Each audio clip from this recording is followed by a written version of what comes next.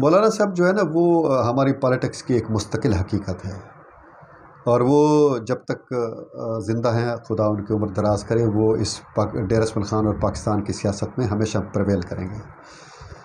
علی امین جو ہے وہ ایک وقتی ریئلٹی ہے، ایک لہر کی طرح وہ اٹھے ہیں، اور ایک دو الیکشن جو ہے وہ اس لیے پچھلے جیتے ہیں کہ اوورال آپ کو پتہ ہے کہ پیچھے پی ٹی آئی کے پیچھے کیا نظام تھا، کس طرح اسے پروموٹ کیا گیا، کس طرح اسے حکومت دی گئی، کس طرح اس کو توانائی فراہم کی گئی، کس طرح جوڈیشری نے اور اداروں نے ان کو کوآپریٹ کیا۔ تو اب پہلی دفعہ جو ہے وہ ایک پراپر آزمائش میں آئے ہیں، اور بغیر کسی بیساکھی کے اور بغیر کسی خفیہ سپورٹ کے اب فرسٹ ٹائم وہ الیکشن لڑیں گے۔ اب اس کے بعد اس کی کیپیبلٹی کا پتہ چلے گا، اور اس کی جو حقیقی سیاسی حیثیت ہے یا قوت ہے وہ اب تشت بام ہو جائے گی کہ وہ اگر الیکشن جیت گیا تو ہم یہ سمجھیں گے کہ واقعی اس کی کوئی ایک پولیٹکس میں اس کا کوئی کردار یا اس کا کوئی مستقبل ہے، اور اگر وہ الیکشن نہ جیت سکا، جس کا کہ قوی امکان ہے کہ وہ نہیں جیت سکے گا،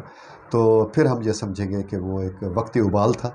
اور ایک لہر تھی جو وقت کے ساتھ اٹھی اور پھر چلی گئی، جس طرح صابر شاہ تھا،